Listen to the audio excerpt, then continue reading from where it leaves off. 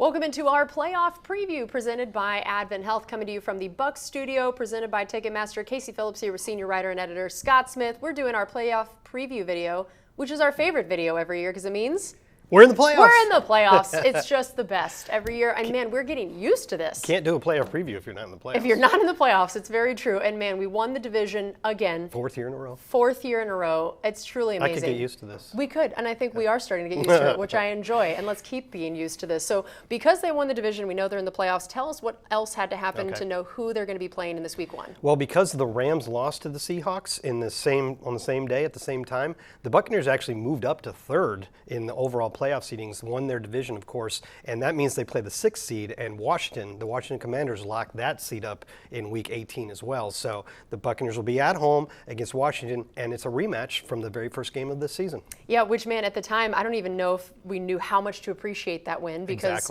they turned out to be a pretty dang good team and not a lot of losses, and so it was pretty cool that the Bucs were one of them. So now that we know to appreciate that they're a tough opponent with a pretty stellar quarterback out there, what are you paying attention to for this matchup to make sure it goes how week one went as well? The Bucs, they really rolled in that game. That was week one. 37-20 was the final, and it really was never close. And it didn't feel like a huge surprise or over-the-top accomplishment at the time because nobody really expected Washington to be that good this year. They picked second in the draft because of how they finished last year. And they had a rookie quarterback making his first start. That usually doesn't go very well.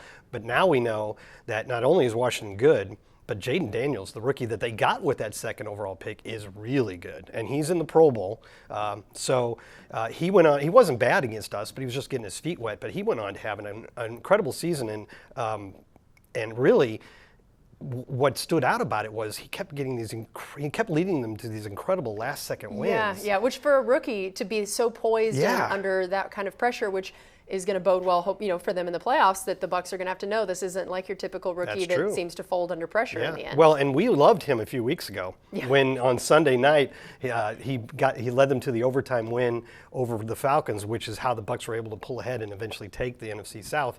And but you saw that. You're right. He was very poised, and they've got a nice running game as well. But I think it all comes down to him. And in that Atlanta game, he made some key passes, including the touchdown to Zach Ertz at the end, but he ran for like 100 yards. And that's the part that really took Washington over the top and gave him a chance to win that back and forth crazy game. So that's probably the thing the Buccaneers need to worry about the most, is how do they keep this incredible running rookie contained. He had a bit of a lull in the middle of the season when he had some ribs injuries, but since he's come back from that, he's just been phenomenal. So that's job number one, obviously. Job number one. And I know, like we said, everyone was Washington fans recently when they were playing the Falcons, but no more.